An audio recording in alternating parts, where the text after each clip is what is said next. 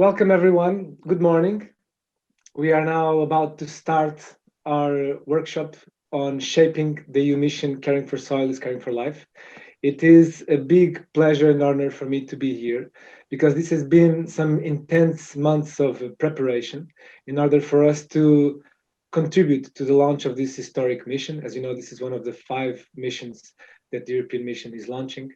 And to begin with, I would very shortly like to invite you to, to inform you of some of the 3 basic house rules for today. The first one is for you to be yourself informal.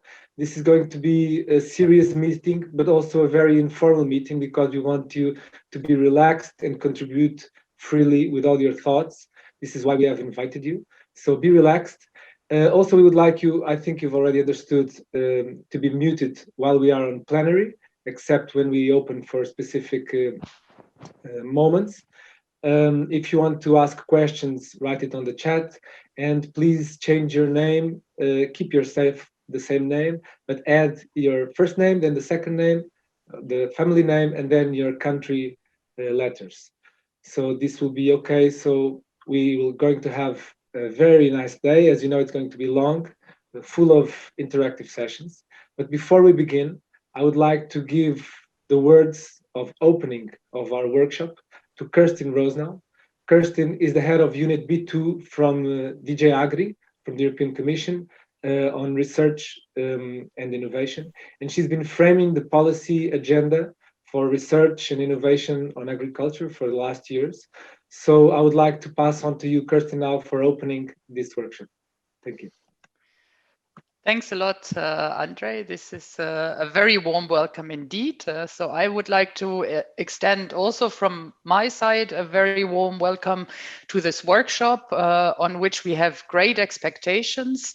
So it's called Shaping the EU Mission, Caring for Soils is Caring for Life. So you already had a bit of an introduction to myself. So where I work, I'm responsible for shaping indeed research and innovation and the EIP, but my unit was also responsible for the EU Mission Secretariat. So we have accompanied this process for the last 2 years now.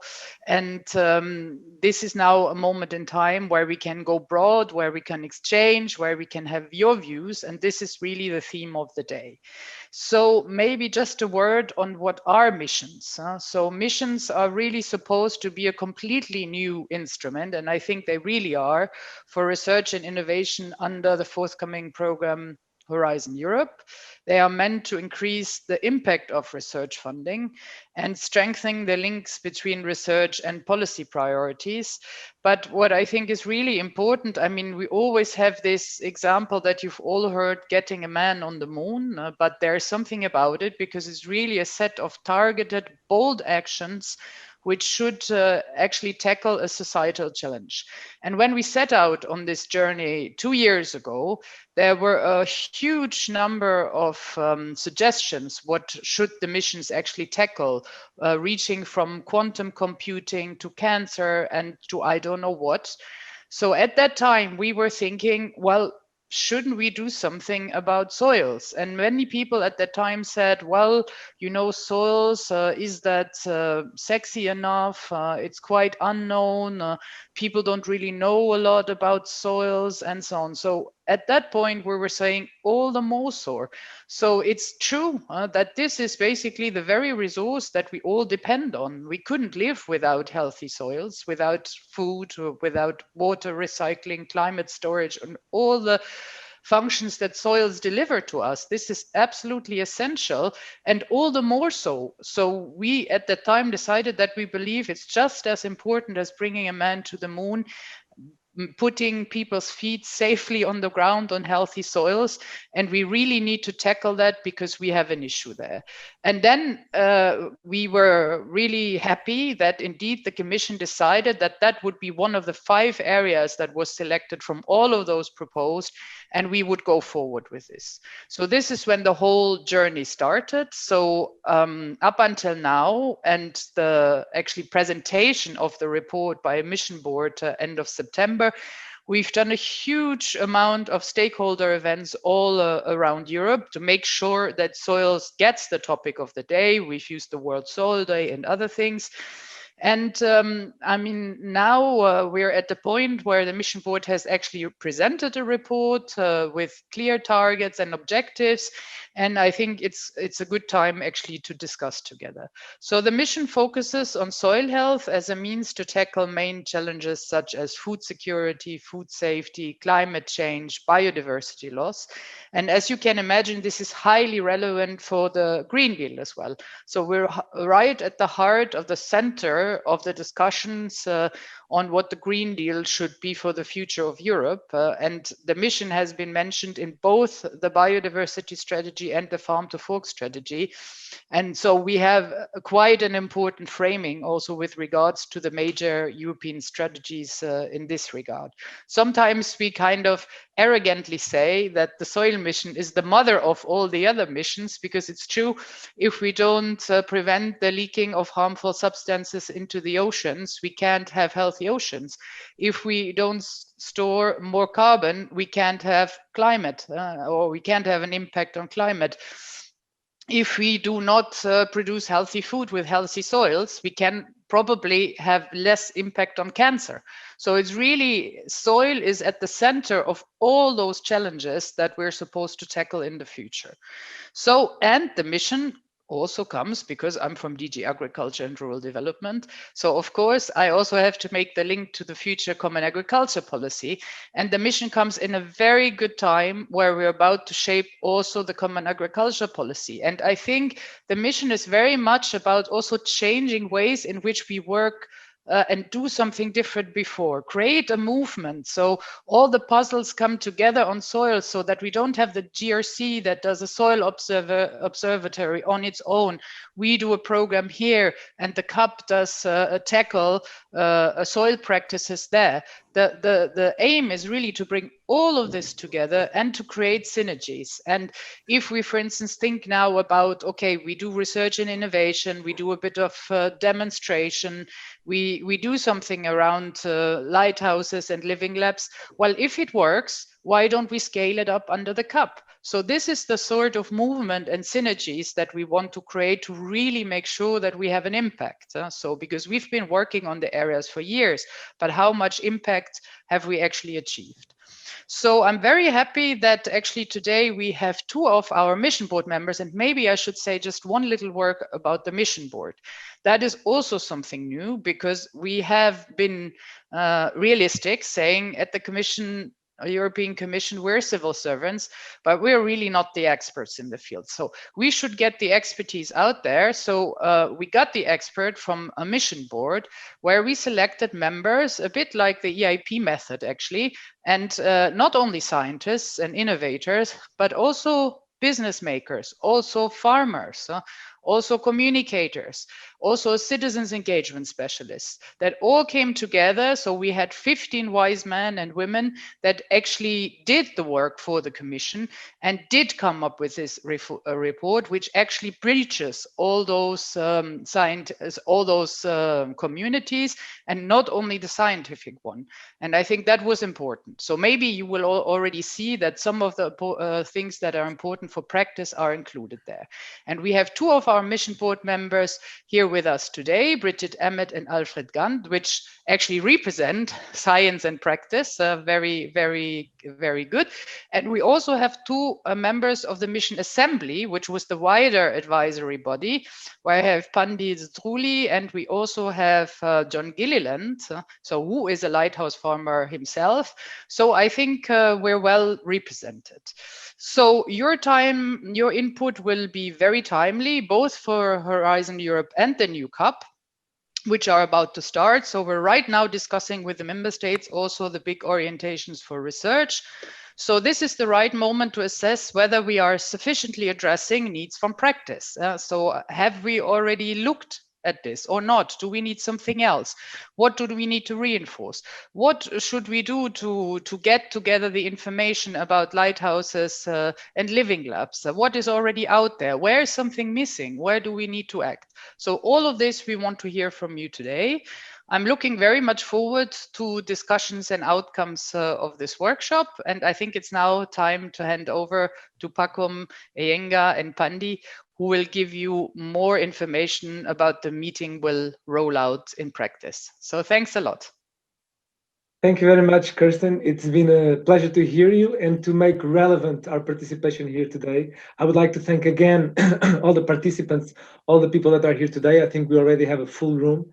And now I would like to pass on the word. Thank you, Kirsten. I would like to pass on the word to Pakom Iyengar. Pakom is our beloved team leader from EIP Service Point. He's been doing this amazing work since 2013, coordinating and leading this EIP European Innovation Partnership workshops on agriculture. So I pass on the floor to you, Pakom, to opening on behalf of EIP. Yeah, thank you very much, Andre. I have not so much to say about the content itself. As Kirsten already explained what is the mission and so on, I'm here focusing mostly on the organizational part, what EIP is in charge with. I would like to thank you everyone to join us. This is our second major online event. For those who attended our face-to-face meetings, we try to reproduce it, but online. So with as much as interaction as we could. And for this, I would like to thank my colleagues, especially Lisa. There you have the list of colleagues who have been committed to organize this event, which I should say the event at the beginning of the year was not planned. As all of you, most of you who are attending today applied for the soil seminar that was supposed to take place in Portugal. But the mission was part of that seminar. And as the mission is quite a very important topic for the Commission, so it was decided to split a bit the event in two pieces. So we deal with the mission today, and then the other part that was mostly networking and connecting people with all the projects. We will take care of that one next year in the springtime due to coronavirus, obviously. And Lisa committed, let's say in June, July. So she spent her summer time preparing the event together with Andres, our colleagues, Pandi, Andre Vicino. Thank you very much, you both, for taking your time the whole summer instead of enjoying somewhere else, staying with EIP. We are very grateful to you. And the other colleagues, so Zeus, who is in charge of all the technical part. If you would have a problem, just send a message to Zeus, Ina, Tina, and then there are some others who are mostly in the back office, but you will see them during the breakout sessions. As I said, we try to reproduce a face-to-face event, but on online one. And I hope you will enjoy this journey. If you would have any problem, don't hesitate to come to one of us. We are here to serve you. This is a service point. So our main goal is to serve you. So don't worry at the end of the event, if there is something that you didn't like or that you would like us to improve, just let us know. Thank you very much once again, and thanks especially Andre and Pandi for coordinating all of this. Thank you. Have a nice day. See you. Thank you very much, Pakom. It has indeed been a great teamwork. So thank you all for being here, witnessing, participating, and making it happen. So now, because this is an historical moment about the soil mission, Caring for Soil is Caring for Life, we want to start by showing you the video. It's a 1 minute and 32 seconds video. So we would like to inspire you to start from this, and then we continue and start our very dynamic workshop and session through the whole day. Okay? So please, Ina, show us the video.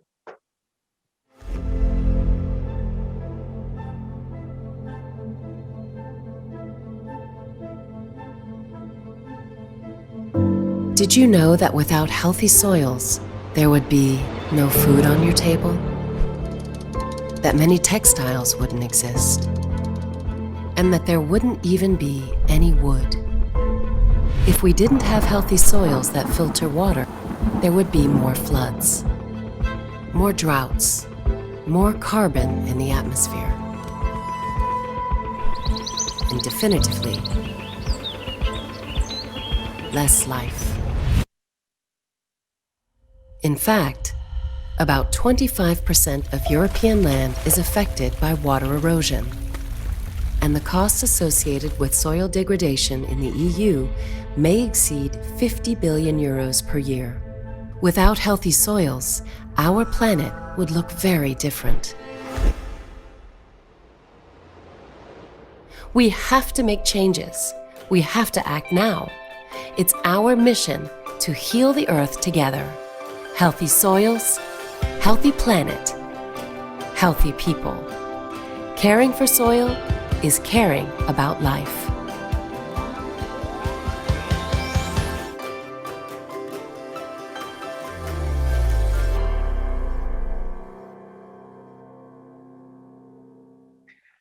Okay, so thank you, everyone.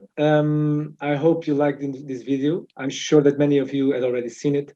The reason why we showed you this video, it's because, as you've noticed and heard already from the presentation of Kirsten, managing soil is not only to be done by farmers, it's to be done by the whole society, as we're all connected through its practices, the markets, the knowledge, the technologies, and innovations.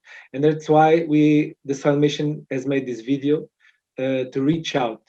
So today we have a room with around 100 people that come from very different backgrounds, all working in agriculture, and to present you a little bit what is the results of the survey that we have done after your register. We've asked Pandi Zdruli. Pandi Zdruli is our coordinating expert, as Pacom already mentioned, to inform you and tell you a little bit what's your overview, you, the participants, answering the questions from the survey. What's your overview on the Soil Mission and some of its aspects? So Pandi Zdruli is our coordinating expert. He's a professor in the health of soil, soil science, and natural resource management. He's a professor and researcher in the Mediterranean Agronomic Institute in Bari, Italy. He's Armenian, and he has a long career in this topic. So I welcome you, Pandi. Please, Pandi, let us know what have you seen from the results of the survey. Okay. Thank you. By the way, I'm Albanian, not Armenian. Sorry. Well, I have a 40 years career of soil scientist, and I never seen such an interest on soils before. I mean, I remember in 1997 when we sometimes used water as an excuse to conduct soil research. So bringing soils next to such important topics like climate change or cancer of cities, it's a very, very big achievement. And I'm sure that all the soil science community in Europe is extremely happy about this. And this is because we have to make 75% of the soils in the EU healthy. So it's a big target. Now, in the preparation phase for this workshop, we distributed you a questionnaire, and I will brief you with what the results were. 34 people responded, so thank you for that. 16 countries. We had 20% farmers, 20% researchers. We have extension service and advisors, 18%, NGOs, 18%, and civil servants, 12% of those who responded. But nevertheless, there was a mixed category between farmers and those people who may be doing also some type of farming related activities. So overall, the number of the respondents that represent the farming community go up to 60%, which is good. Now, we ask you also about the research priorities, and that was question number 5. And in the first place, ranked the integration and uptake of current knowledge as the most important one, followed by accelerating innovation in technologies and practices. We have to discuss about this as well. The third was toward global resilience through circular economy and adaptation of food and biomass systems. And then finally, next generation of monitoring and surveillance programs as the fourth most important one. Now, there was a question number 6 that says, do you think that the 8 objectives and targets identified in the report that was distributed, I'm sure that you read it, are they feasible or not? We had a 65% of the people who said yes, and then there's a 35% that maybe have doubts about that. So this is again another topic of discussion. But it is very, very encouraging that when we asked implementing management practices that promote soil health, despite they might reduce a little bit the yields in the first years, but pay off on the medium and on the long term, not yield if you wish. So 100% of the people who responded says yes, we're willing to do so. Then we asked you, would you consider converting your farm into an organic farm? And here it is again, some aspects that we need to deep in and discuss, because from those that responded, 6 said I'm considering to organic farming, 6 were already organic farmers, but another 6 said no, I have no intention to do so. Nevertheless, there was a largest number of responses also, and I probably here we have to consider also the advisors and the essential service people who responded, that they say, yeah, I'll be willing to help others to convert to organic farming. Now, these are important responses to take into consideration, because one of the goals, as you know, is to convert at least 25% of EU agriculture from conventional to organic farming. And that is by 2030, and that is a very ambitious target that we need to talk about it. Was a question, how much do you agree that caring for soil is caring for life? And almost everybody said, yes, I agree, that's fine. Have you taken any actions to promote soil health? Then we got interesting responses like cover crops, lowering chemical fertilizer use and pesticides, crop rotations, limiting deep plowing or maybe no-till, rotational grazing of animals using bio-based fertilizer, agroforestry. So these were some of the interesting responses that came. And this question goes along more or less in the same line with the question 11, what actions would you like to take in the future to promote soil health? So people more or less repeat what I already mentioned to you, but it stands out that they need also to have better communication, more demonstration, farm and cooperation between stakeholders, which is considered also very important by many people who responded, and we'll come back to this as well. We had question 12, which barriers, if any, could stop you from doing so? And here it comes the problem that maybe the profitability in the beginning might be also something that it could be taken into consideration, or we need some help for initial investments, you need new machinery to implement this, and sometimes people mention also bureaucracy and political lacking. So these are some of the barriers, and then you have also to consider that it's a challenge to mentality. You are willing to change, especially for those farmers that might be reluctant to do so. Nevertheless, many of the respondents said that we already are taking good care of our soil, and that this has been for quite some time and will continue to do so in the future. There was a question 13, what type of support would you need to further engage in activities promoting soil health? And then the large majority pointed out that there is a need for looking at good examples, more demonstration and education, especially for farmers and advisors. And here also is needed the help of the research and scientific community to help people. Other important issues were related to the increasing in implementation of new technologies like precision agriculture, sensors that might be needed so you can make a more advanced farming. Then again, data that are needed to collect on soil monitoring, on soil biodiversity. So these are again some of the important topics. Then we had a question number 14. If you are a farmer, are you interested in making your farm a living lab or a lighthouse. And this is also very interesting to see that almost everybody said, yes, we would like to do so, but we will also need some type of advice from those people who are doing so. And I'm glad to mention that during this workshop, you will hear also some real examples from people who are already doing the living labs and the houses. And finally, there was a question 15. Having read the research needs, which one do you identify as the most important? Would you suggest any changes? And it is good also to see that people consider that those identified research needs and innovation are important, and they are also very strongly interlinked.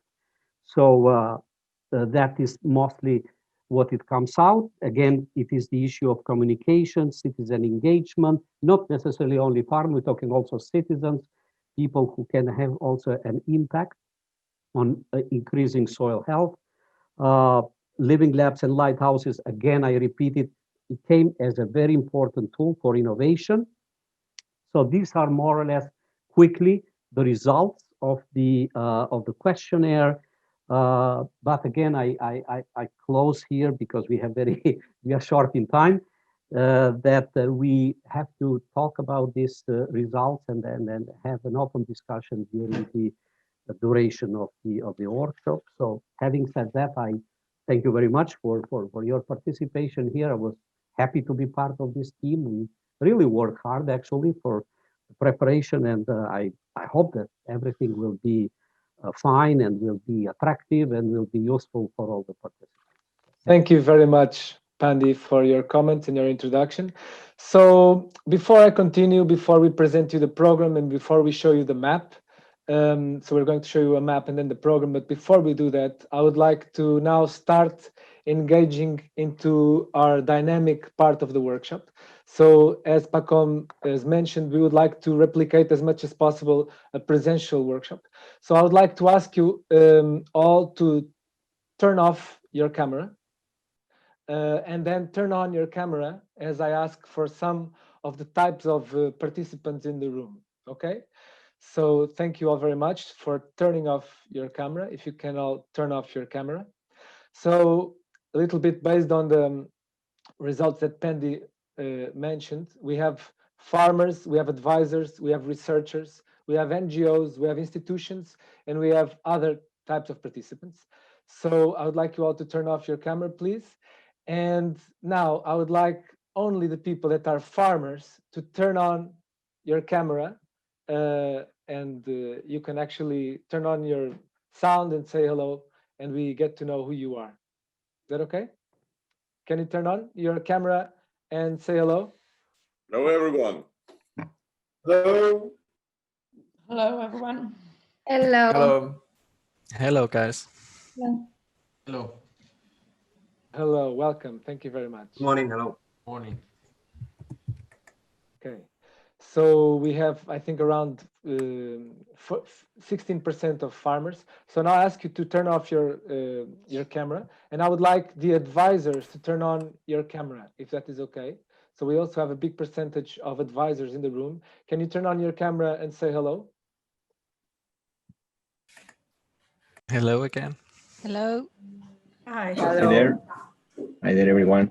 Thank you. Hi. Hello. Hello again. Hi, everyone. Hello. Hi, everyone. Hello. Good morning. Okay, thank you very much. So I would like now for you to turn off your camera, and the researchers in the room, please turn on your camera and you can say hello and greet everybody. Researchers. Good morning. Hi again. Good morning. Hi again. Morning. Good morning. Hello, good morning from Ireland. Good morning, everyone. So thank you very much. And now the NGOs. We also have a big group of NGOs. So I'll kindly ask you, people that work in NGOs, in associations of farmers, etc., to turn on your camera and also say hello to the room. Hello. Hello. Hello, good morning. So some of you still have not spoken. So we just say now the others. Okay, we could regroup, but since it would be smaller groups, we say the others. So can all the others that have not spoken yet turn on your video and your microphone and say hello? Good morning. Hello. Hello. Hello. Hello. Hello. Hello. Morning. Hello. Hello. Good morning. Okay, so thank you all very much. Now I would kindly ask you all to turn on your video. So this is going to be a very dynamic workshop, and very soon we are going into breakout rooms of 5 where you will be able to start meeting each other. So I kindly ask you to please turn on your camera, but not your microphone. The next step, just before we begin, I would like to show you the map. So maybe Ina can show us the map. We have the link on the chat already, and we're going to share the screen just to show you the map. The map is on this application called Padlet that we will use today in several of the breakout workshops. But for now, we're just showing you this map where you can put yourself on the map. So you see on the top right corner a pink sign with a plus. You can click there, and if you click there, you can actually write, for example, Madrid, and if you click it, there's going to be an icon showing up there on Madrid, or you can drag this pin and put it in the place where you live or work, and then you can actually write your name. You can even take a photo with your webcam or put a photo. You can put a link or several links from your work or from the relevant things. You can also add your contacts, and in the end of the workshop, we will have a map that is complete with all the participants, and you can also go there, export the map with a PDF, and have basically a page full of all the contacts and the images and the links of everybody. So this is going to be a tool that we're going to use for the next 2 days. So feel free to use it. We kindly invite you to use it as soon as possible so we have an overview of where we are from. Okay, so thank you very much for showing us the map, Ina. I think now we can go to the program. So I would like to finally tell you about the program of today. You already know that we're discussing the soil mission.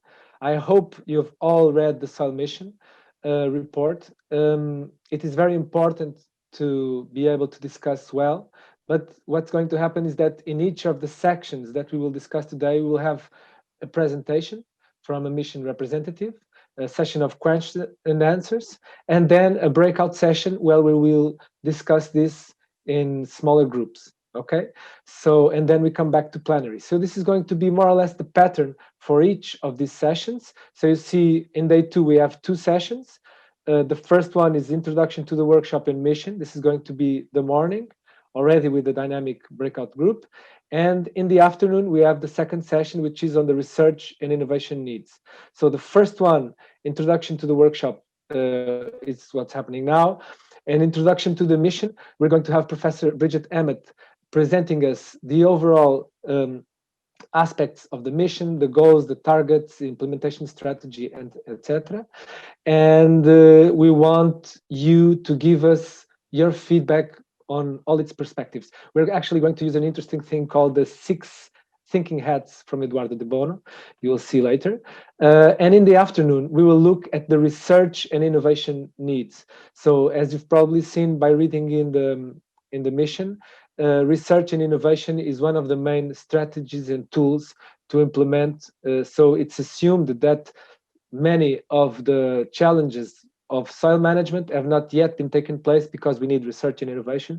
And so there's going to be a lot of effort being put into this.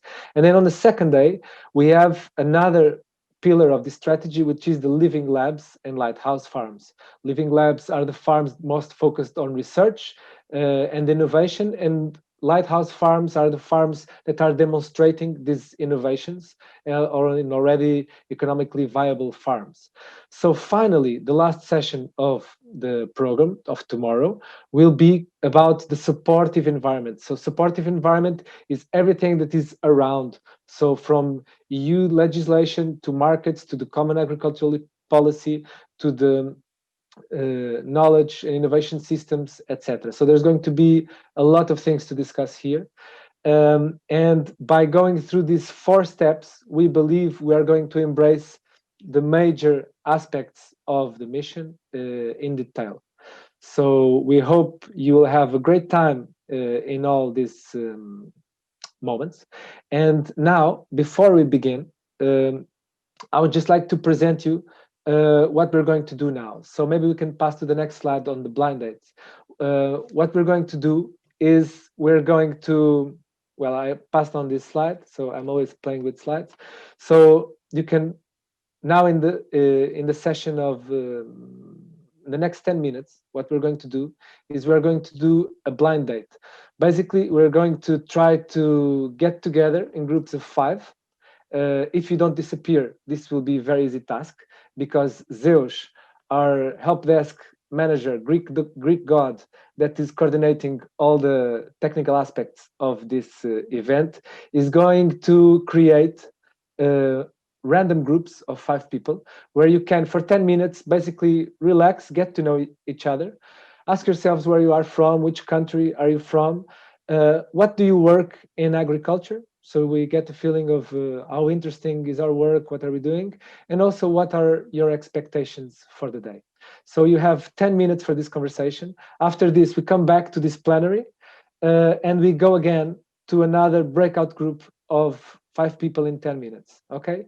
And then after this, we start the program of the day with Miss Bridget Emmett presenting as the mission, and then we go full on into a break, okay?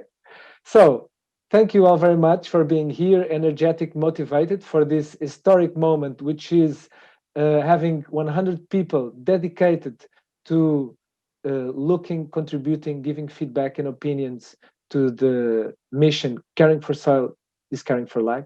Thank you all very much for being here. And now the floor is yours. Have fun in the next 10 minutes. Zeus.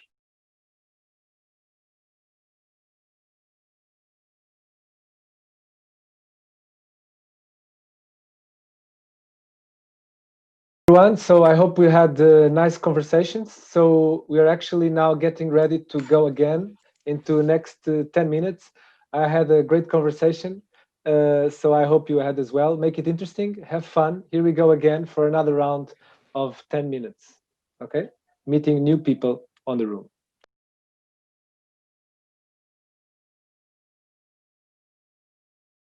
Okay, welcome everyone. Thank you very much for being here.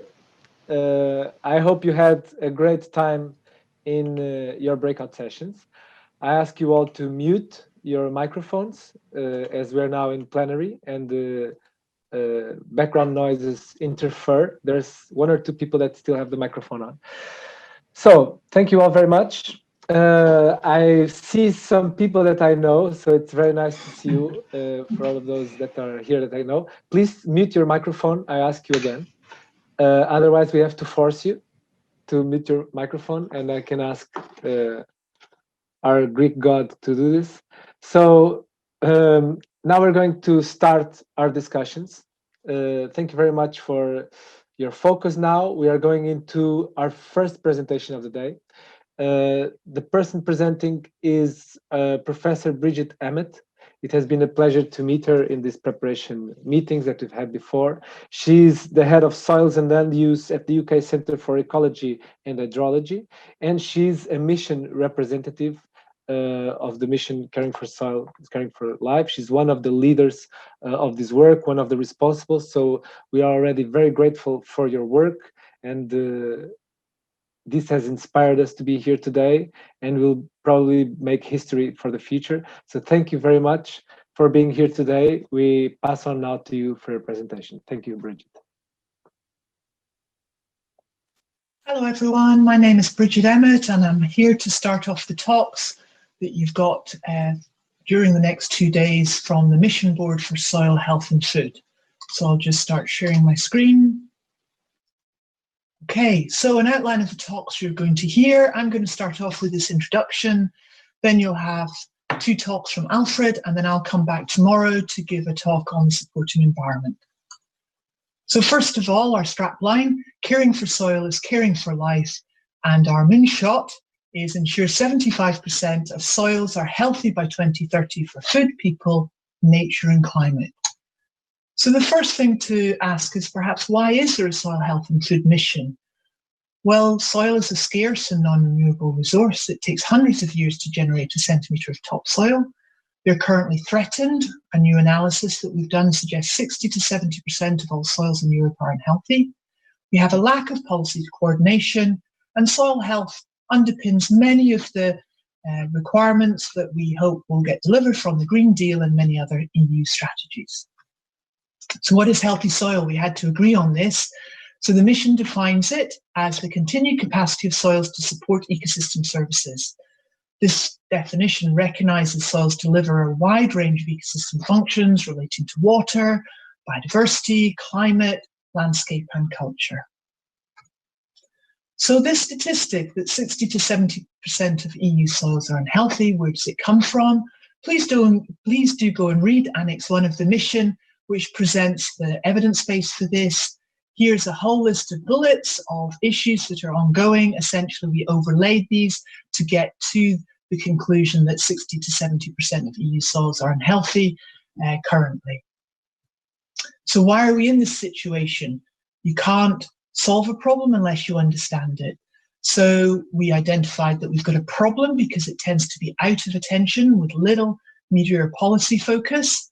We've got poor uptake of existing knowledge by land managers, a lack of innovation, linearity, not circularity, and fragmentation, both in the communities and also in the policy, regulatory, and business environment. So the mission has identified actions to tackle each of these issues.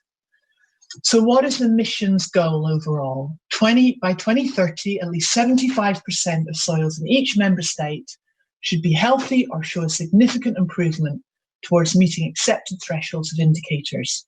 And we have defined these indicators, which I'll talk more about tomorrow. And just to note that we must account for the variability in soil type, land use and climate across the EU. So we think the mission is a new approach. It recognises soils are dynamic and living systems.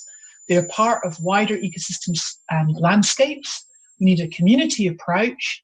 As I've mentioned before, we need to recognise the diversity of soils. And we also think we must have monitoring in a harmonised way to track progress and hold ourselves to account. So how do we deliver this goal? The mission has defined 8 specific objectives and targets. And here you can see the first 3 of these. We have 50% of degraded land needs to be reduced. We need to conserve soil carbon stocks and increase carbon in our cultivated land. We need to stop soil sealing and reuse urban soils. We need to reduce soil pollution and enhance restoration, prevent erosion, improve soil structure, reduce our global footprint, and significantly improve soil literacy. So what does success look like? Well, here are just 3 examples we give in the mission of where things have been turned around and improvements have been made, clearly showing that we do know how to do some of this and we just need to put it in action at a much more widespread scale. But to deliver it, we need supporting actions to help meet the mission objectives and targets.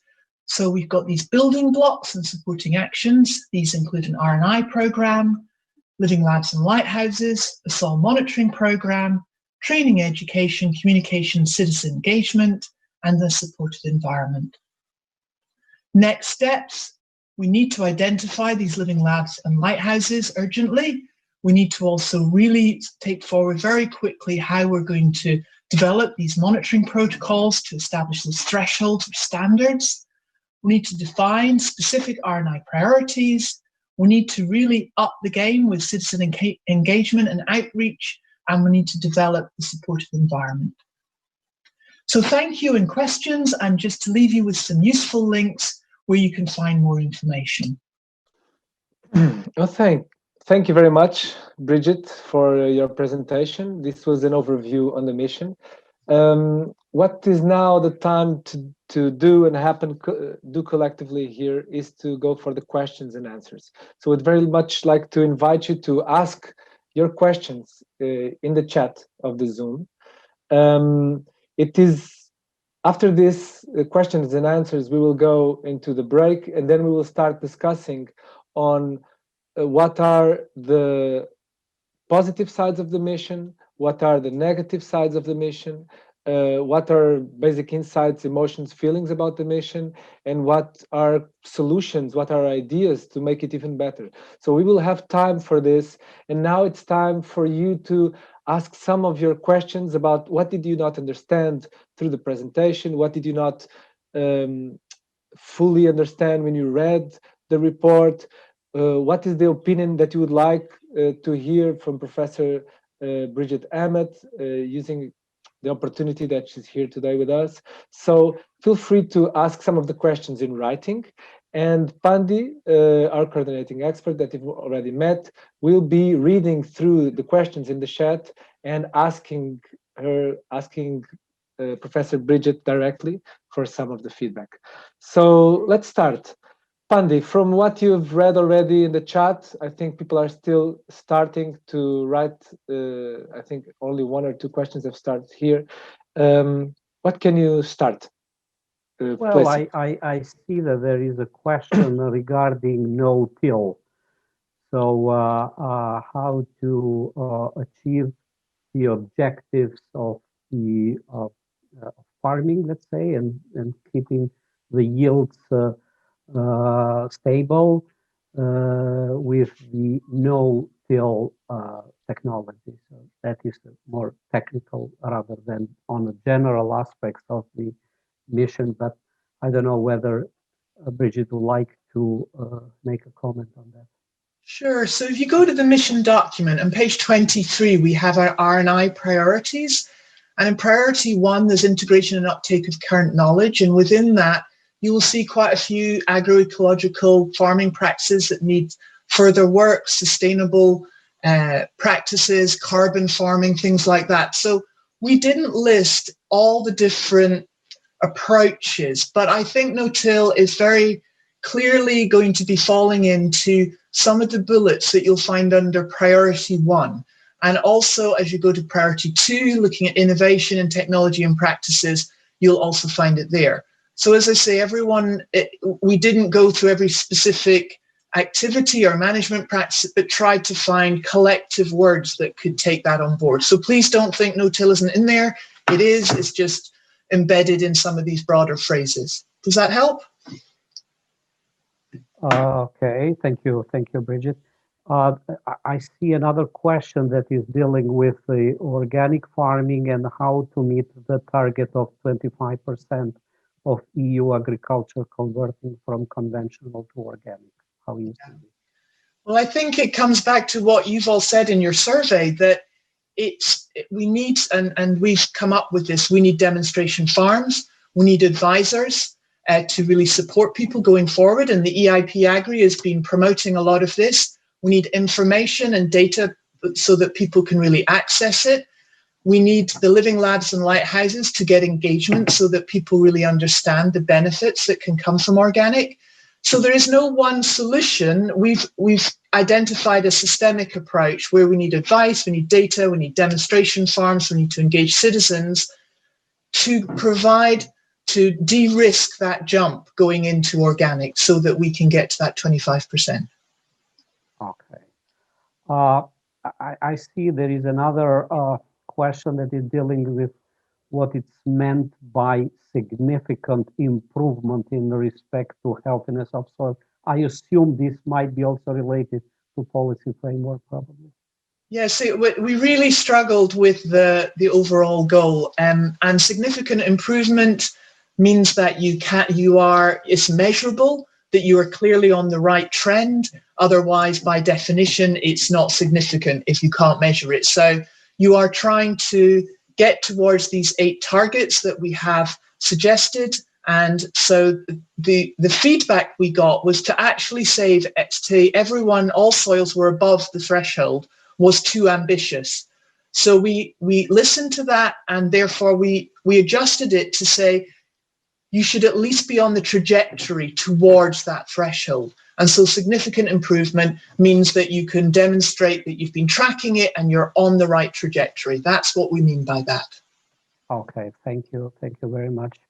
There is another question dealing with how you intend to communicate the mission objectives and targets to the wider European public and to emphasize the importance of soil. Yeah, we are struggling with this, and the Commission has taken primary responsibility for this. So we have been doing these outreach activities in different countries with just 50 citizens in each of the mission boards trying to do this. But it's, of course, an absolutely vast challenge. And the Commission is leading on this. And, perhaps it's a question either Annette or Kirsten can answer later. We're trying to do our part, but most of us are not communication experts. Many of us are, either in business or policy or science, with a few people in communication. And I think for all the missions, the Commission is taking the lead. Thank you very much. I see there is also somebody asking about the soil contamination in Europe, and do we have enough statistics about the differences between various regions in Europe? Well, I know that you had also mentioned in the report that there are 2.8 million contaminated sites throughout Europe, and that only 20% or so of them are being remediated. So it's a big issue, the soil contamination. But if you would like to put a comment on that, you're most welcome. Yeah, it's just there is a critical word in there that says potential contaminated sites. It is a bit shocking that we don't know more clearly what the state of our soil is. So we did work very hard with Arwen Support and JRC to overlay these different data sources. But when you think about it, the fact that we had to do this, to try and do that overlaying of compaction in subsoils, contaminated sites, a lot of work by some great people have been done.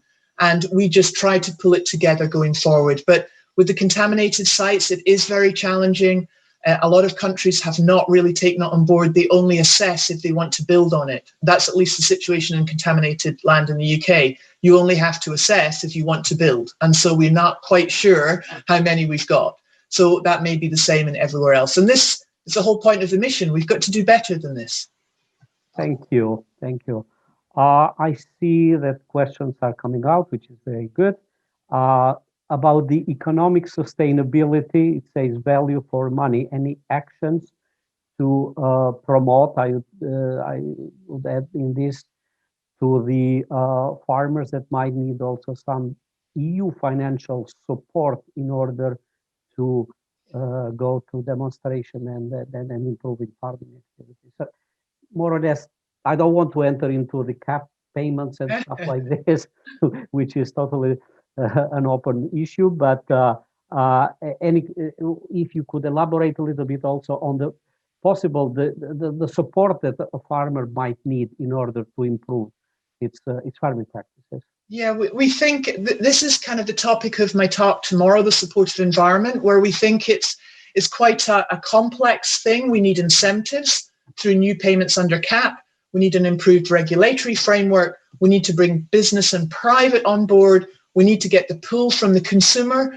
It's not just about public payments. That is important to de-risk it for land managers. But we do think there's a wider portfolio of actions that can be done to support this. And it's not just the CAP.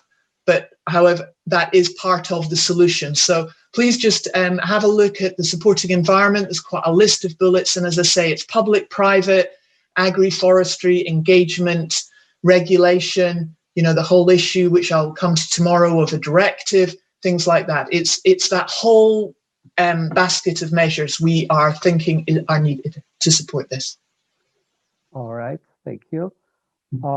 In terms of bright ideas on improving uptake of advice on soil, I think this is mostly related with research and how the research can probably become more easy as an advisory measure for helping the farming community. And if you could elaborate a little bit on, because we know that there is a lot of research, but we are not absolutely sure whether this research has been implemented or not in the real ground. And I think that was one of the problems that we identified at the start.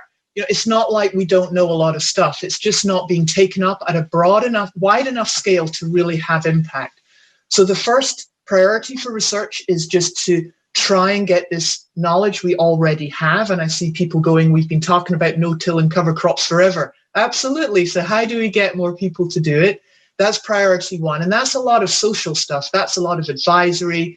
That's lighthouses, and then priority two is the innovation side. So once you've got stuff going on to get better uptake of what we already know, and then priority two is we also need innovation. And that's the living labs. That's about pushing the boundaries, taking some risk, trying to develop really new innovative solutions.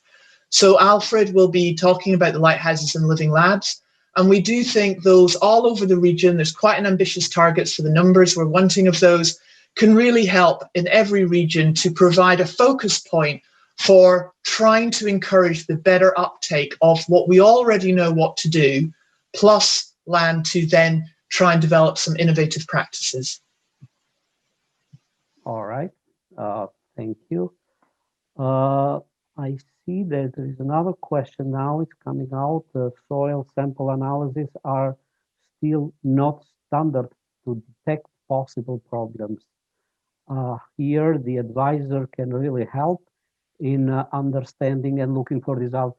That's an interesting point, and especially for us soil scientists, we rely a lot on soil samples, and we do need to have real data in order to define then what to do with the soil and with the farming in general.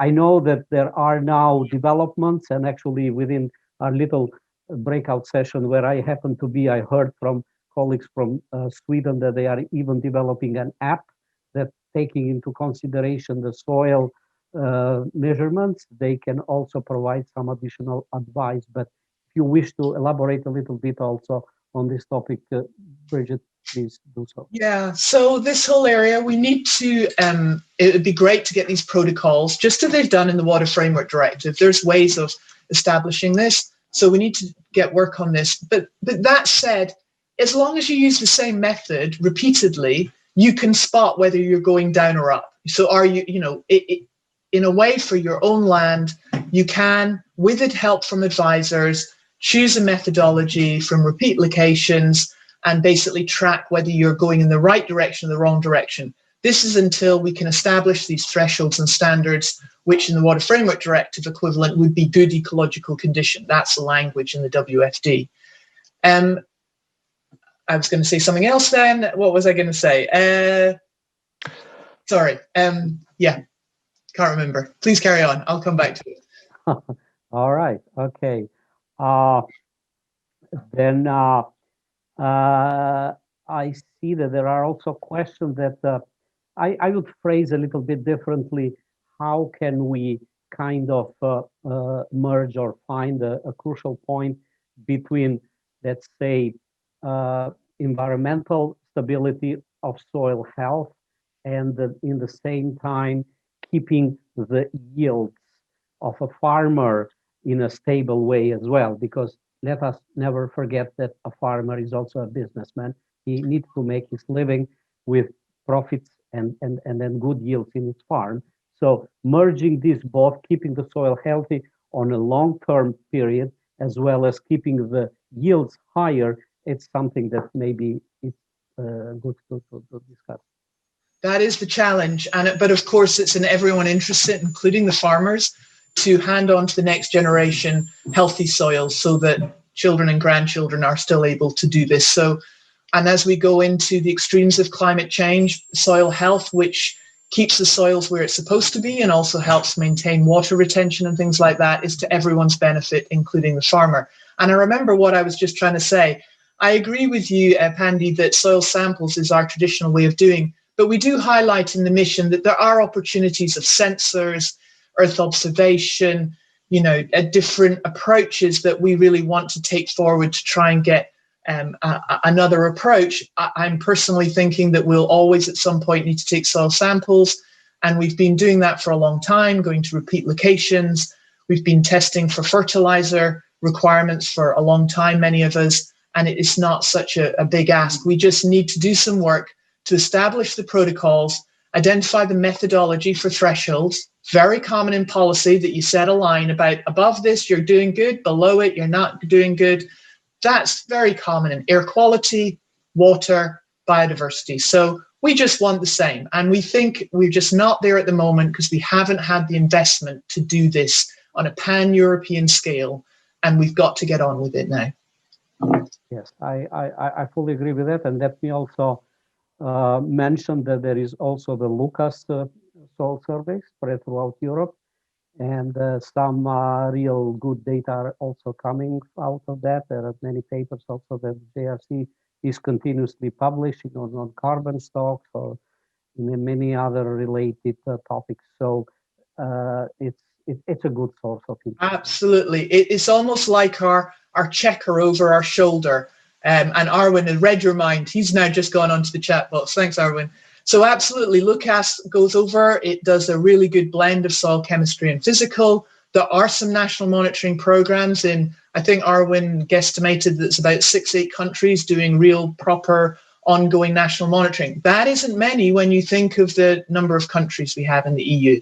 So we want to see how we can blend them together. But the role of Lucas, just providing that independent cross-EU approach using the same method, is absolutely invaluable. So we fully support that. But we also think, just as with air, water, and biodiversity, national member states have to take responsibility for their own because they trust it more. They have to develop, they have to decide what they want, but using a uniform approach to that. This isn't rocket science. IPCC does it. As I say, it's doing everything else. So let's not reinvent the wheel here. Let's accept that's possible. We just have to get the funding and the resources and the enthusiasm to do it. I fully agree with that, absolutely. And I can mention that the national system of soil monitoring are also very, very important. You can go, if you wish, at a more detailed scale instead of keeping the same frame as Lucas does. So Lucas is not meant to avoid the national system, rather to emphasize that we do need also to rely on more detailed scaling, and if you can also on a farm level. I see that the discussion are also concentrating still on the no-till or minimum tillage, which is okay. I can say that there are many examples in Europe as well. I had the privilege to visit within a focus group of EIP-AGRI, by the way, a farm in Portugal where the farmer has been implementing no-till for 20 consecutive years. He increased soil organic carbon. He started with something like 0.5 and he said measure data 3%. And the yield on maize remained stable throughout the period. Of course, he was using cover crops. So examples like this are available throughout Europe. And actually, maybe we will discuss this also tomorrow, but these living labs and these lighthouses try exactly to do this. If there is a good example, and not everybody is aware that this example is there, then we will try to make, because also any farmer or anybody maybe might have doubts in the beginning that is it going to work in my farm? Maybe I want to see the real results. When you hear from the voices of people who already did that, then it becomes even more reliable. And that's why the focus on lighthouses and living labs is so important. But it's really interesting. Miguel has just come on the chat saying it isn't a one solution fits all. And that diversity of that understanding, what works where and why, because we will lose traction, we will lose reputation if we start saying you all got to do this everywhere. That's kind of the bad side of the EU. So that's where we need to have these lighthouses and living labs in the different regions, on soil types, under different land uses, so we can say no-till, it's risky on those soils, or it really works well on these ones, and or anything else. You know, we've had a bit of chat before on circularity, waste to land, making it safe. You know, we need to understand, we need to dig below that surface, don't we? And that's why, and someone else is commenting on funding. Absolutely. As Kirsten said at the beginning, this is supposed to be a dramatic, the whole point of missions is this is a step change. And, you know, I don't think we can just bribe people to do it. sorry to use that emotive language, we have to have people wanting to do it because they can see the benefit of it. And we need to get private people involved. We need to remove some of the social barriers about just not knowing what to do where. So it is about money, but it is also about connecting people into these communities to take action. And I think that's really important, that we don't just say CAP has to solve this. You know, we have to get CAP right, but there's lots more to do it. And that's where we need to do some work. Yeah. Yes, I fully agree with that. Absolutely. Andres, you wanted to say something? Yeah, as time is almost running out, I would also like to take the opportunity, because I'm main facilitator, I can also come in and ask my own personal question. So I would also like to know, I know that you've made some surveys already, the mission. What is the perception that you found that exists already in the people that answered the survey, but also from governments and institutions? So from what you know already, what is the perception of governments and institutions regarding these ambitious objectives of the mission? So I think everyone does think it's ambitious. So when we've gone out to citizens, as we've discovered before, you know, in the mission, right, initially, some people said, well, climate is clearly the thing we need to focus on. And other people said food is obviously the thing to engage. And some people said biodiversity. And what we slowly realized as a mission board was all of those things. That's the whole point of soil. It is all of those things. So we haven't just gone after the carbon strap line. That's how we've got to where we've got to. When we've gone to the member states, I think there was real nervousness in this climate. I mean, COVID is very challenging. You know, we know a directive was tried before and a lot of people just thought they didn't cope with it. So it is thought to be very ambitious. And in moving towards, you know, the soil thematic strategy, you know, that's a step in the right direction. And perhaps we can move towards more regulation down the line. But we have to get everyone feeling a little more comfortable that they know where their soils are at the moment, what to do to change that. We've got this network of living labs and lighthouses. We've got an R&I program. And then perhaps we on the mission do think a directive is going to be really important. But at the moment, the member states are going, it's down the line, you know. And so we've taken that on board. But you will see in the section in supportive environment that we do think that both thematic strategy and a directive is one of the things that we will have to do to make that work. Because that's the way we've got our water quality has improved immeasurably. And I think everyone would probably agree it's because of the WFD. Air quality, you know, it's because there is the National Sealants Directive is there. That's how we've got improvement. So why would we think we'll get there on soil without that? Either it works or it doesn't work. So, but I don't think it's just the directive. It's not just the CAP. Please do read the basket of things that we talk about. Yes, absolutely. And I can also mention that also as everybody knows, actually, the EU thematic strategy for soil protection is being updated since 2006. That was initially published. And the goal is that next year it will be the new one, as well as together with the EEA, there is also an updated report that is coming out on the status of soils in Europe. So there are further activities ongoing that go in the straight line. As we mentioned, and I also mentioned, I never seen personally in 25 years that with Arwin we've been working on this, and Bridget quite a long time, and Ardo is also here, Constantini, which I salute. It's a big change in soils. We never received such attention before. We have to be taking this opportunity now on making also and justifying also the interest that is coming also at higher political levels. Thank you very much, Pandi. It's more or less time for us to go into the break. So I would like to ask Bridget for your final comment and invite you to continue to be part of the workshop today. You're already going to be here tomorrow. If you want to say your final words of this morning session, then we go into the break and I present what's going to happen next. Just thank you for all your questions. It's just great that it's caused that much interaction. And all I would say is this fragmentation. For those of us who think soil isn't the right way, please be constructive. because some of the reason perhaps soil hasn't got there before is because we all say, oh, we can't measure soil, oh, it's too hard, oh, we don't know how to do it. Please be positive, because if we don't think we can solve this and work together, even though we might disagree about some of the subtext, we won't get this. So please, all I'd suggest is that we really need to be positive if we think this soil mission is important and work together in a positive way. And I really look forward to the rest of the meeting. I can't stay for the whole meeting, but I'll dip in and out when I can. Thank you so much. Thank you very much, Bridget. It's been very interesting.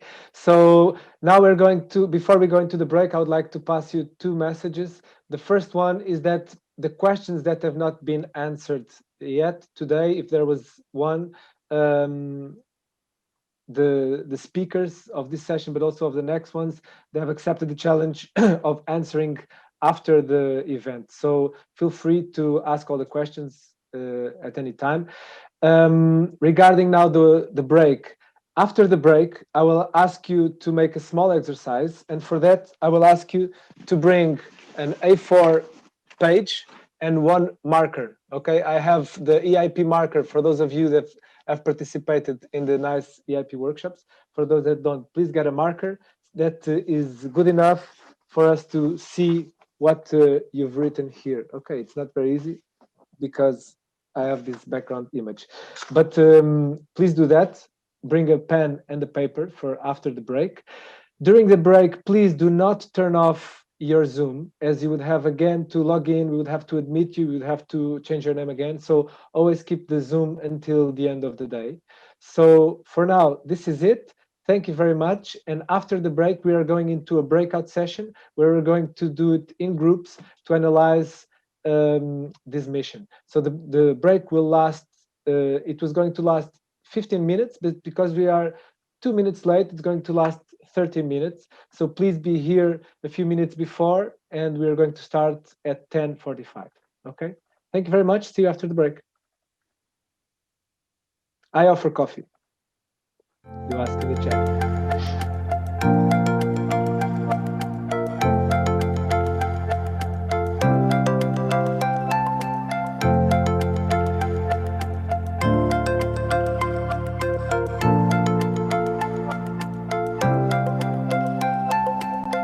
Okay, ladies and gentlemen, we are now slowly fading in to the restart of our session. Get ready.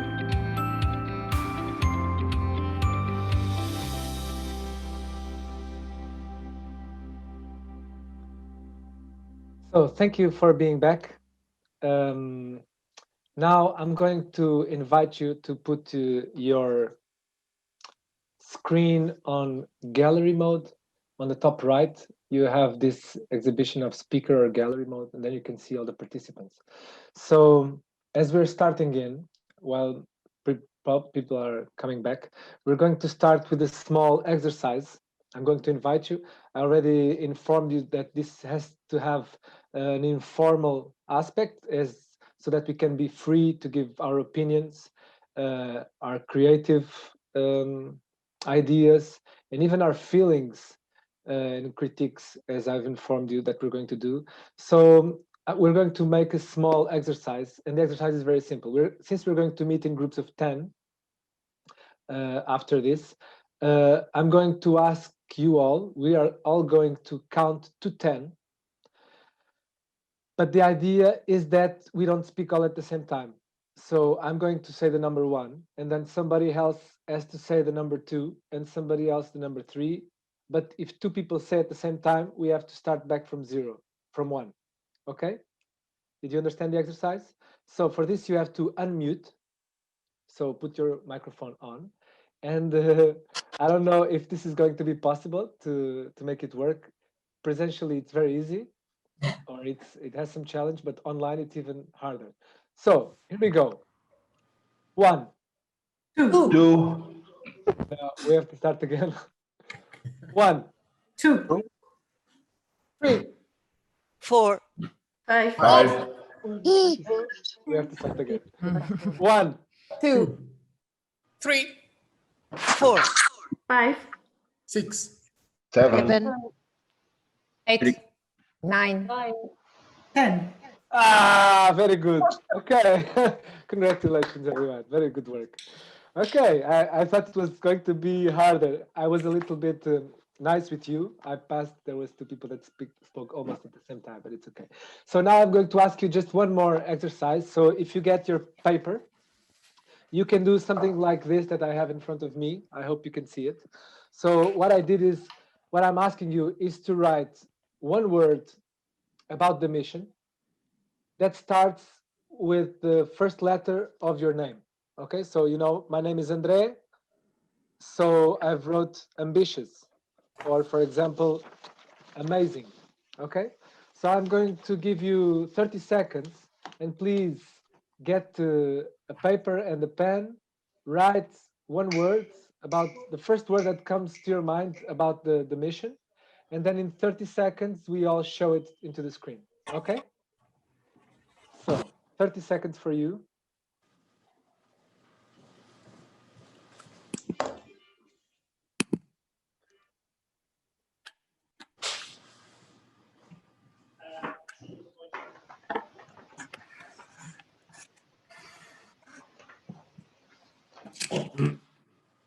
You can also use the opportunity to go back to mute. So mute your microphone, because until the next breakout session, I'm then going to make a presentation, very short, of 2 minutes, but it's better if it's muted. Okay, so are you ready? We're going to take a picture, by the way, but feel free to show whatever. So you have to turn on your video. Everybody that's not with their video on, please turn on your video. Everybody with their video on. Let's wait a few more seconds. Okay, 1, 2, 3.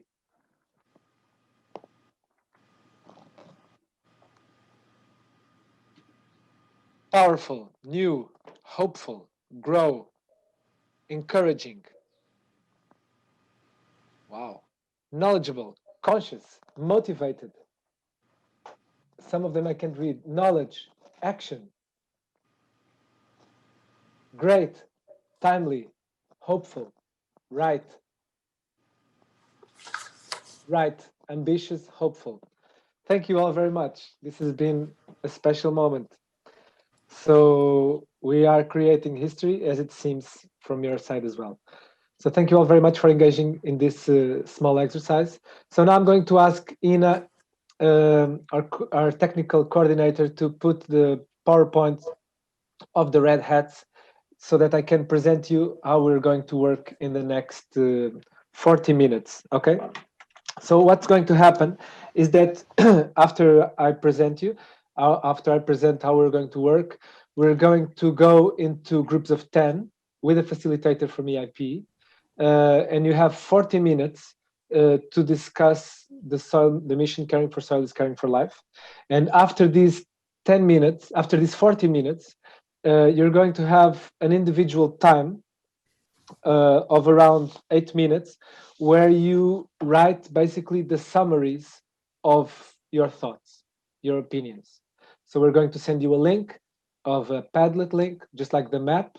If you haven't done the map, do it on the next break. So now we're going for a 40-minute discussion, and we're going to use this interesting framing of the 6 thinking hats. So why are we going to do this? Because if the basic idea is, if you're inviting interesting and intelligent people to participate and give their opinion, why should you just have a part of their opinions? Why not have them all?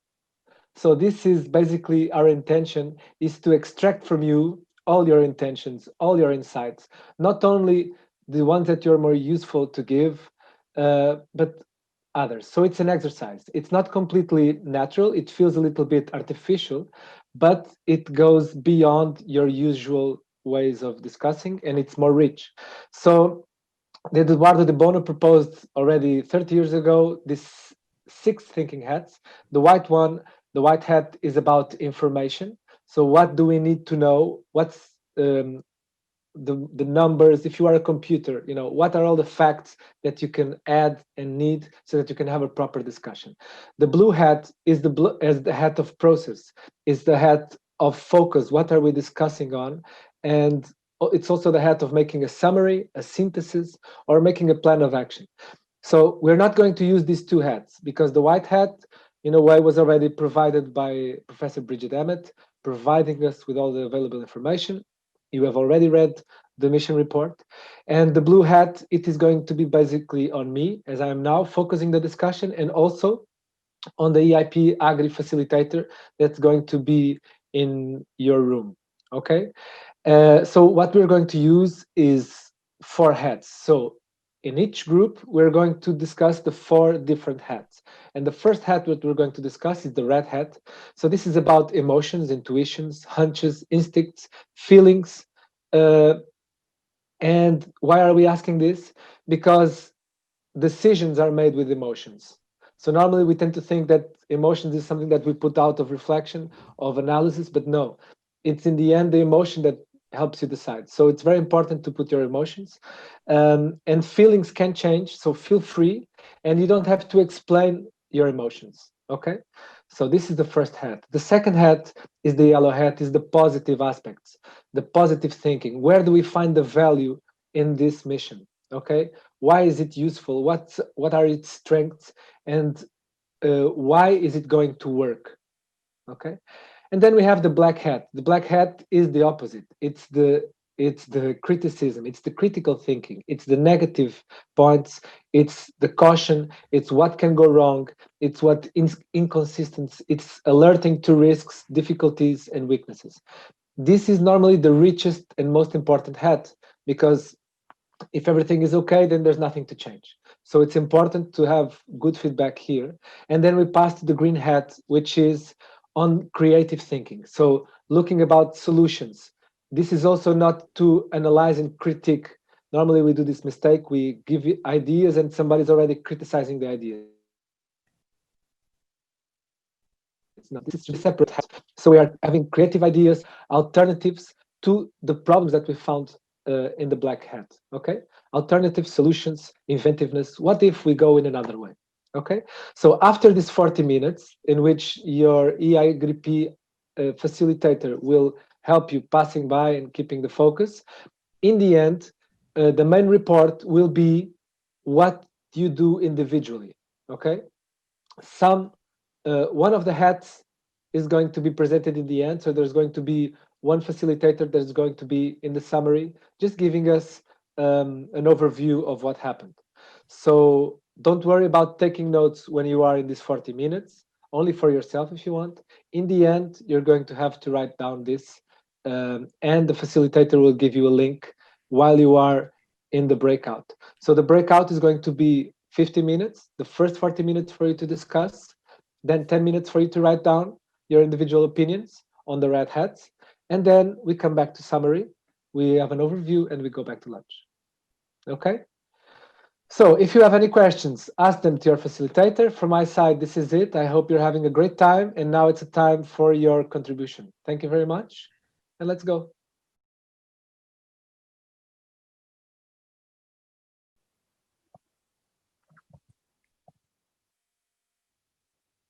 So welcome back, everybody. So I hope you had nice group conversations and you were able to express your opinions on all of these different hats, and also had some time to write down your personal notes in the Padlets. So what I would now like to do is actually hear back a little bit from all these different breakout sessions. So there were 10 groups, but let's listen to an example back from each of the different hats. So I would ask my team members, facilitators, to take the floor. And first we will have the red hat. So about emotions, intuitions, and feelings you had about the soil mission. So Wilhelmine, are you ready to give a little bit of impressions what you were discussing in your breakout group? Yes, certainly. Thank you very much, Lisa. Can you hear me all right? Yes, perfectly. Okay. Well, there were some really positive emotions: hopeful, excited, surprised, curious, and on the other hand, also a bit anxious, feeling that it's a very challenging mission and we need to make it work. It's so important, but will we be able to? There's a lot of sort of criticism. There's a lot of sort of black hats that might make it not work. So on the other hand, you may use black hats to make it work. So it was a little bit in between. It was on the one hand very positive and very enthusiastic that soil finally receives the attention it needs, and on the other, still a bit of wait and see. Can we actually do it? So that, I think, summarizes the feelings that we had in our group.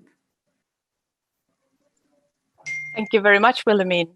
So for sharing the feelings. Now we go to the next hat, which is the yellow hat, about the positive aspects and thinking why it should work. So I would ask Margarita to give a bit of overview of what did you discuss in your group about the yellow hat. Hi, Lisa. Thank you very much. Yeah, we were a small group, but very motivated, and we had very interesting discussions. In terms of the yellow hat, the main points focused on, firstly, on how relevant it is that the mission brings the education forward, especially targeting primary school, because it was said that to work with farmers and the main actors is very relevant, but this needs to start very early. So approaching and taking in consideration primary school and education right from the start is really a very relevant aspect in the mission. Then another point was about the societal side of the mission. So involving everyone, citizens, and saying that we all have a role in it, and taking everybody on board is most relevant because it's true. So also taking in consideration that co-creation is an approach in the mission which is most valuable and very relevant. So this aspect of evolving the society and also bringing the positive attitude, saying that farmers are the main actors, but this should not be, and it's not fair, and can't be an extra and only burden to farmers. So we are all together in this, and we can all and need all to be involved and take action. Then awareness that we need to take care of soils, and this is needed, which is something that we didn't do so far so well. This is very important, and this is one of the main positive things coming out of the mission, is the awareness on itself.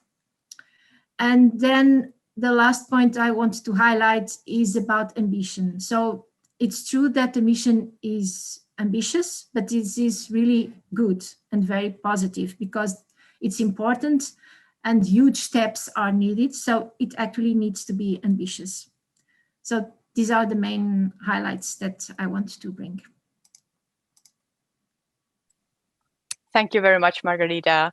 I also heard that Alexander had another interesting remarks about the yellow hat as well. So Alexander, would you also share the additional remarks from your group? Yeah, we also had a small group, but a lot of good ideas. On this yellow hat thinking, one of the remarks was that it is a EU scale mission, and that brings two aspects. The one is that all the farmers all over Europe can feel included in this mission, and they can feel as a part of a collective. Also, the target of this EU mission is targeted in the end toward food, and it's a very positive message to target the practices toward food as a result of the whole chain.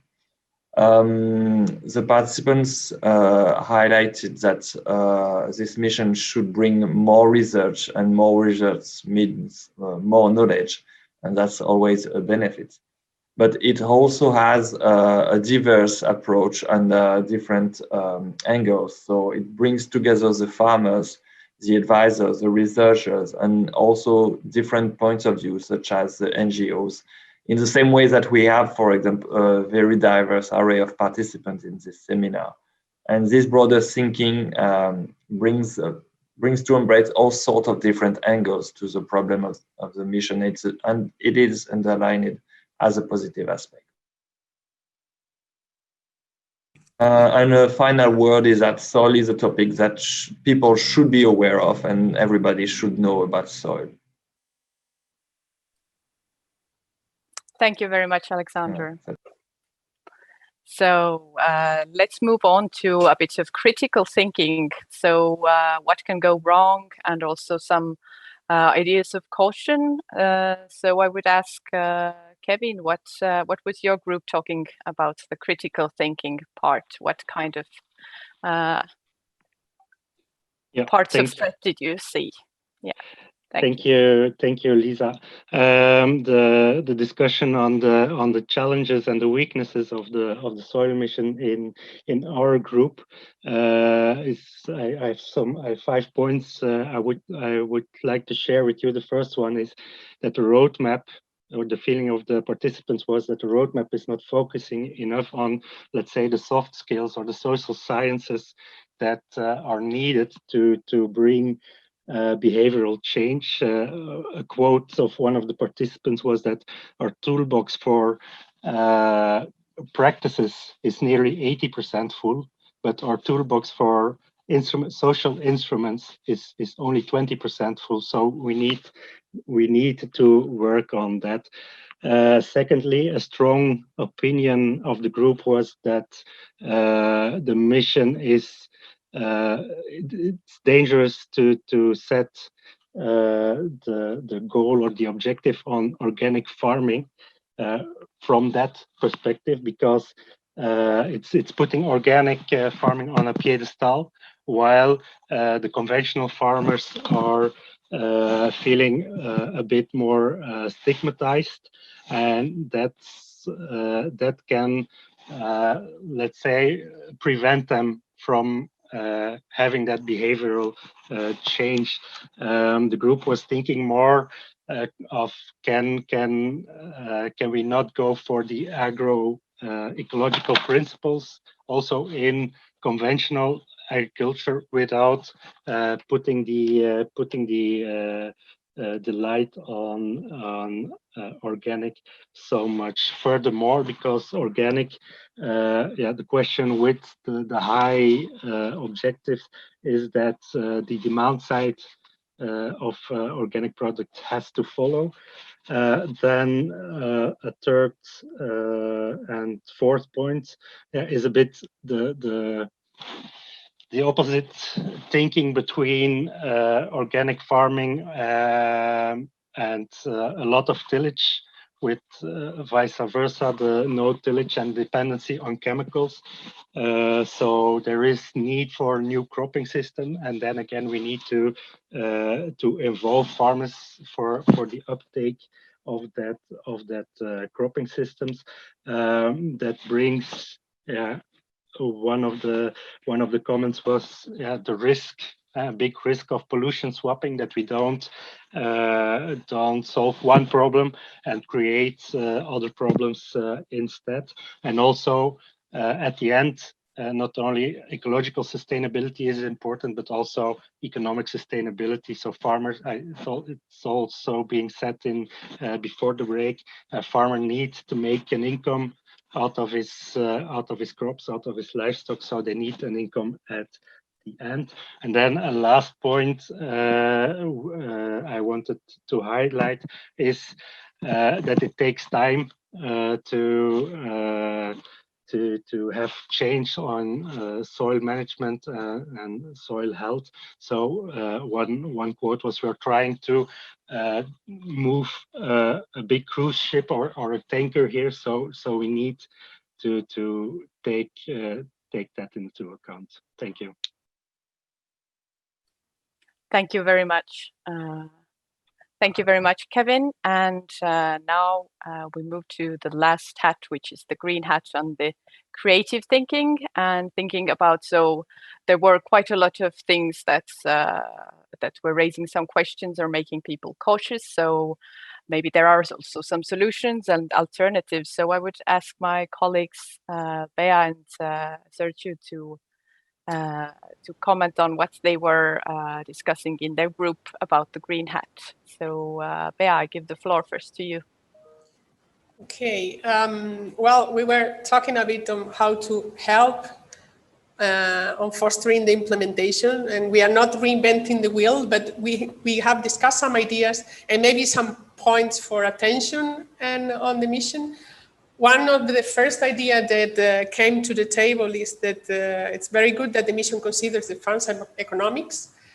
And for that, maybe one thing that can help for this is to consider the externalities of soils. And for example, to consider and put in the balance as well the cost for human health, for example, of the presence of contaminants on our food. So if we put that on the balance as well, maybe it could help also to make the mission more relevant and feasible for the farmers, or for example, the cost of the flood mitigation. So all those costs should be can help also on to foster the implementation of the mission. Then we were talking about a bit of the dimensions, and something that could help a lot, but not sure how we could do that, is to consider an holistic approach also at farm level. So not going and tackle piece by piece, but consider all the pieces, the soil, the vegetation, the crops, the water. And maybe for this, we have to rethink a bit and reinforce for sure a lot the extension services for farmers, so that farmers can consider all these pieces all together and improve the whole farming system. And for this, of course, very welcome the demonstration farms, the lighthouses, and so on, because it's a very hard point and a very important point for reaching a good the success of the mission. Also, to include, for example, the territorial dimension. Farms are not isolated; they are part of an area. So the whole territory should be considered, and municipalities, local authorities, and so on can contribute to the mission as well, not only farmers and advisors. And also another point for attention was the climate change, which is, we don't have solution for that, but it's an important point, and let's see how we can deal with uncertainties and a changing environment in the long run. And then those were the main ideas of our group. And then maybe Sergio, now you can tell us about yours. Yeah, thanks, Bea. So I'll be very quick, because I think you already mentioned quite a few very interesting points. So from our group, one idea was to try to use more the lighthouses and living labs as also for the purpose of enhancing education and knowledge exchange hubs, let's say. And another idea was about composting and recognizing farmers that are doing it, because it's really an important process to bring organic matter back in the soils. And it's also one way of improving soil quality, not only organic farming. Then another important point, I think, was about paying more attention to integrating farmers in a process, because they can't be a farmer and a project manager at the same time. So projects need to be more long-term and supported by an organization that is specialized in this type of activity. Then also it has been highlighted the need to have improved cooperation between farmers at local level, because this is important for the best management of organic matter, excess manure and slurry, for example, and how to incorporate them to the soil. So when you have this type of local arrangements or local management between the farmers, it works very well.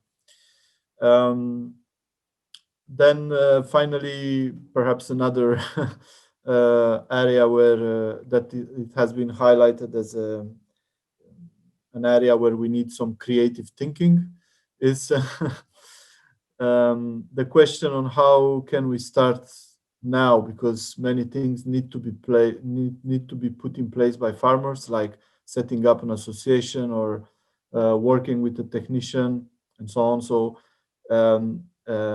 before having the new CAP in place, how can we support farmers to already do some of these preparatory activities?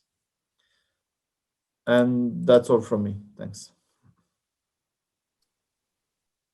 Thank you very much, Sergio. So, and Sergio and Bea, it seems that actually there were quite a lot of already creative ideas coming up in your groups, and I would now thank all of you for these great discussions, and hope we can continue later up to the good lunch break. So yes, okay. So we have